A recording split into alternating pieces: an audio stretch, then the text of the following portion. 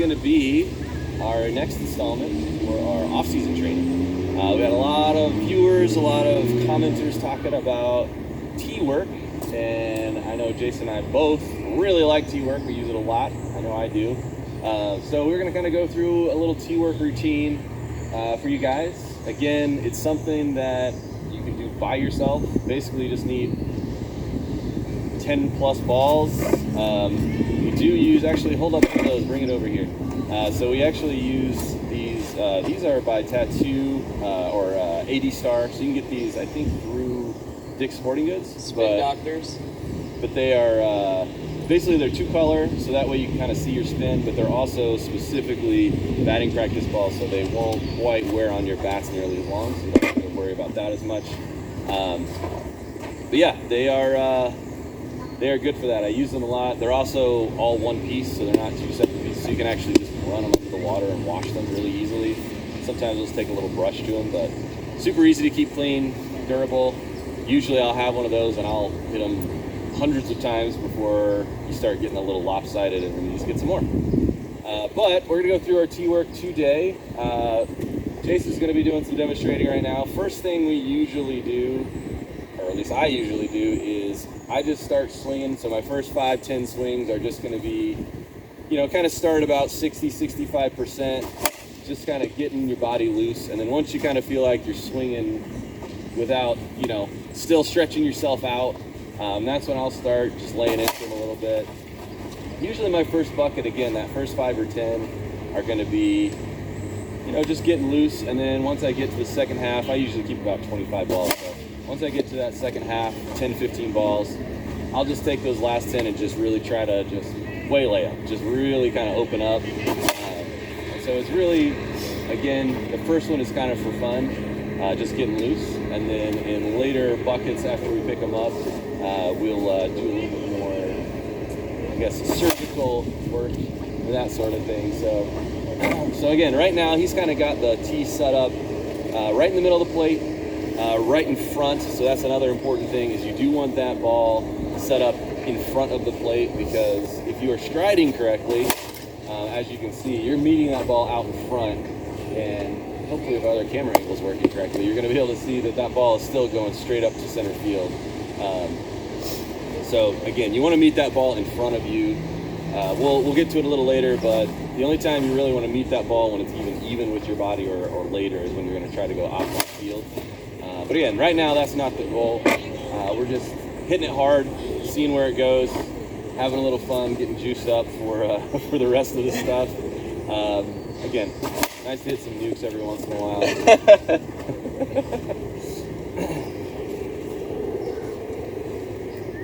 And in case anybody is curious and you can't see or don't know, Jason is swinging one of his favorite bats that he talked about before. That's the 2018 Flipper USA, half-ounce in-low, 26-ounce. Great bat. I still take my Monster over. Great bat. I used to own one, but mine has like 5,000 swings on it. Yeah, I was gonna say, how many swings did it get? It got a ton of swings. I hit plenty of hard balls with it. So we got, just so people know, not that it really matters, we got a little bit of wind today. It's San Francisco, so it's always breezy. We got wind blowing in from left, probably like you took the left field pole towards maybe first base, so kind of in and across. Not that it matters too much, but good to have a reference point for what's going on here.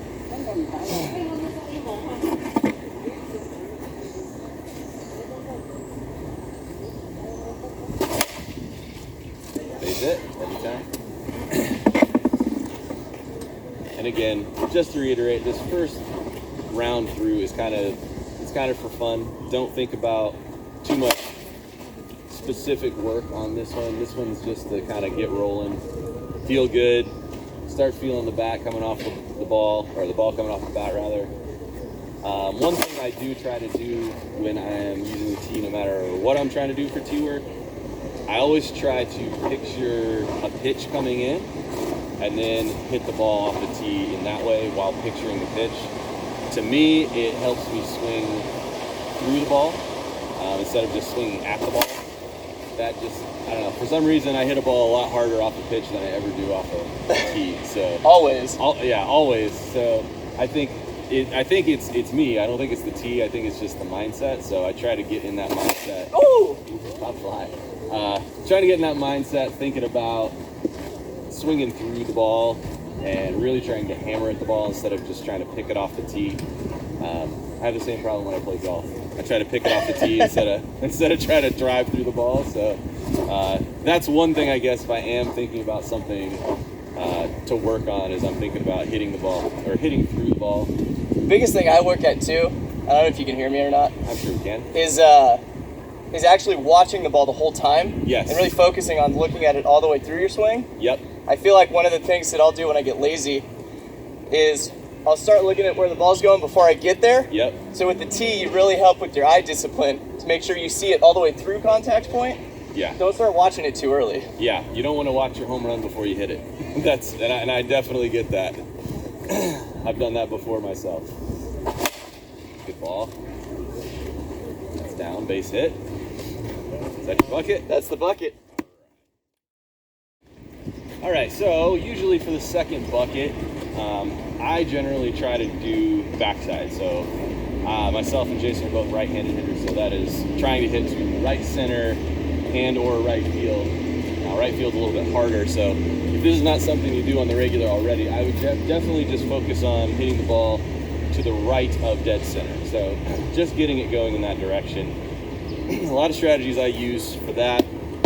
Kind of hard to see from this video, but you might be able to see it from the back camera, that we've got that tee actually moved to the outside of the plate, so towards the left-handed batter's box, and we have it moved back. So it's actually kind of at the corner of the plate there. So yeah. Right here where the bat is the front of the plate. Yeah. Notice that the tee is almost at the front outside corner. Mm-hmm. And as you kind of move from swinging opposite field to middle to pull, you're going to move it towards the middle of the plate to inside, but also forward. Yes. And Cam, you want to explain to us why we're doing that? Yeah, so if you think about just the geometry of trying to hit an outside pitch to the opposite side, if you were trying to meet that way out front like you do on your normal hit, you're going to have to reach and stretch, and there's 100% no way that you can get power doing that. So if we move that thing back to there, now you might have to step a little bit inside,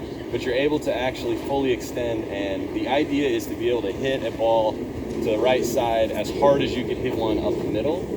Now it's not always going to work out that way, but it's just the idea of being able to not have to change your swing too much. You still get to kind of stride through it. Another thing you're going to notice here once you start hitting off the opposite side, once you get that ball going that direction, you will notice a little bit of a tail. So it will tail towards right, so kind of like a slice on a golf club. So that just will happen naturally, and depending on how much spin you get on the ball, some people will happen more than others. But again, this is a thing that I could never do until the beginning of COVID, and then I started using a tee specifically to learn how to do this, and it's helped me a ton. So I don't get shifted on ever anymore, and I kind of gotten to the point where I can pick my spots in the outfield, so it's super useful. So yeah, go ahead and tee some up. Kick the camera, that's fine. It's all good. So note, what you're trying to do in general is you want to always remain in the same spot in the box. Yeah. And there's a couple reasons why. First off, no matter where the pitch is, you feel confident that where you're standing, you can hit the ball hard. But the other thing is you're not giving anything away to the opposing pitcher about what you're planning to do. Yeah. The moment you start shifting up or crowding the plate, they're going to change how they're going to pitch you to their advantage. Right. By you not moving, you have the advantage of saying, I can do whatever I want with the pitch, throw it. If it's a strike, I'll hit it hard wherever it goes. Yeah, and one thing to add on to that too is that you might have to adjust what your normal stance is from what you might be doing right now. So maybe you're somebody that likes to line up farther back in the box, but that does take away your ability to do a few things. So I was that way. I used to line up more in the back of the box, but now I've actually moved where I'm almost like I'm straddling the plate if you look at it from the profile side. And what that allows me to do is now I can hit that oppo pitch a lot easier.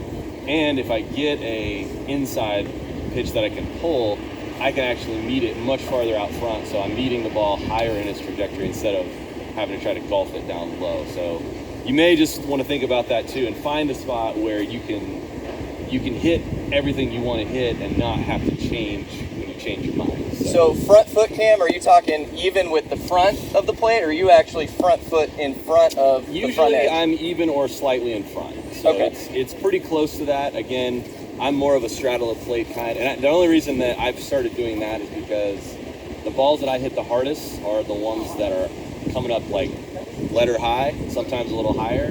And if you're back in the box, like it's really hard to find a ball to meet there. You don't see as many. So if I move up in the box, I can hit those much closer. Ones that are going to drop a little shorter, I can still hit high. You notice he moved it back a little bit too. So again, the ball or the tee is going to be back from normal, and it's going to be to the outside more than normal.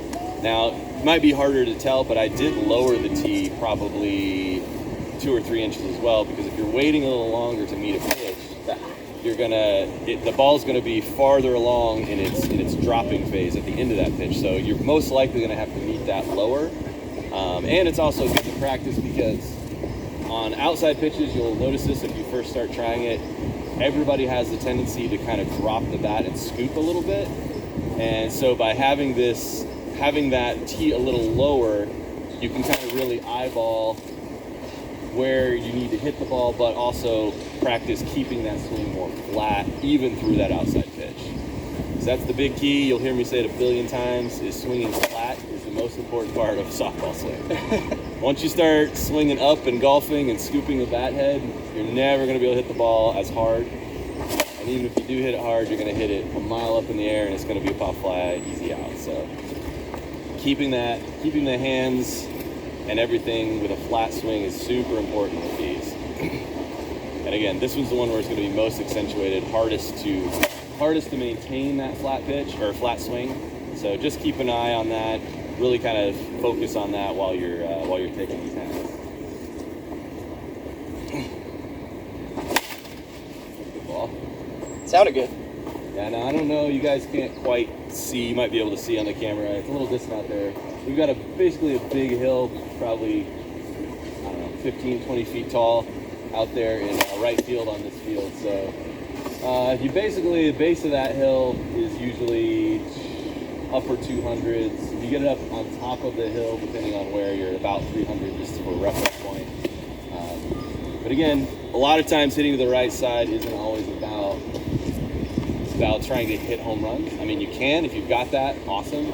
But really the idea of hitting to the right side is, oh look, they gave me a gap, or they're shifting me to the left, or whatever it might be. And what you're really trying to do is hit a hard line drive to that gap. So if you are fortunate enough to play somewhere with a fence, you can split those outfielders, and you're looking for extra bases. So you're basically looking at something that you can get to 2 on. And again, right field, depending on where it goes, that's where you're most likely going to get your opportunity for triples as well, because that's a long throw from right field. So again, I'm not sure how well you're going to be able to see it on the camera here, but he's getting a fair amount of that tail on these. And again, that's just one extra factor that makes fielding this ball to the right side a lot more difficult. So you're adding a layer of difficulty to your right side outfield as well. Depending on what level you're playing at, you know, if this is tournament level, yeah, your right side outfielders are probably pretty good. But if you're in league, you know, depending on what level of league, you might find that you have a team hiding some not as great fielders in the right field too. So again, all you're trying to do is increase your percentage of success. So maybe you don't hit the ball as hard to the right side, but maybe you get away with more on the right side. So the other thing too is, for those USSSA players out there, you pepper in that right center field gap with 3-man outfields, that's extra bases every time. Yeah. And if you do it enough times and they decide they're going to get cheeky and they start to shift you over, and now you got a bigger gap in left center where is most likely your power alley. So really, a lot of it is setting up future at bats, you know, that sort of thing.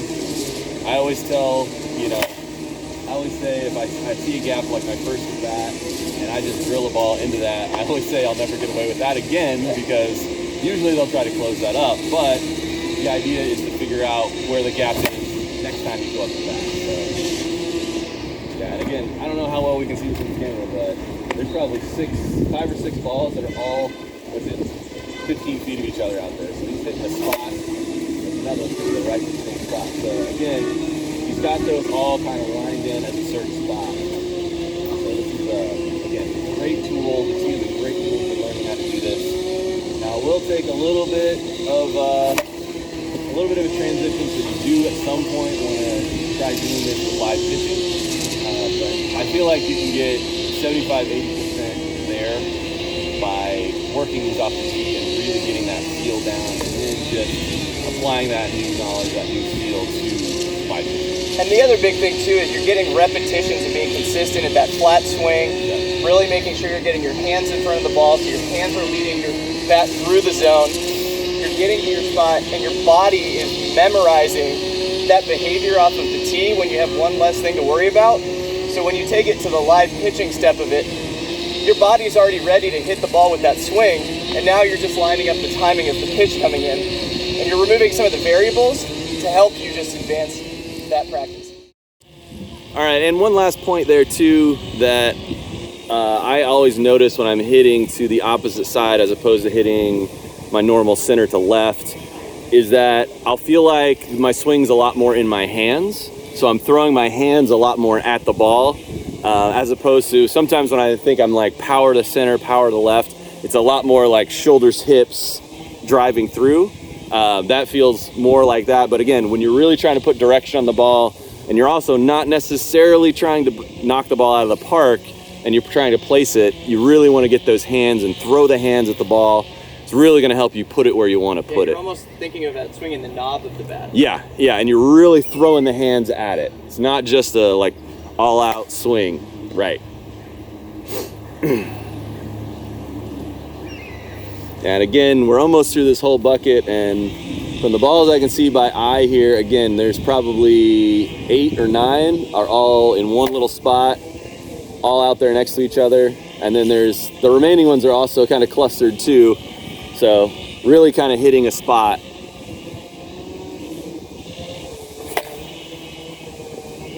Voila. So if I was to look at it, the furthest to the center I am is probably 30 to 40 feet to the right side of center.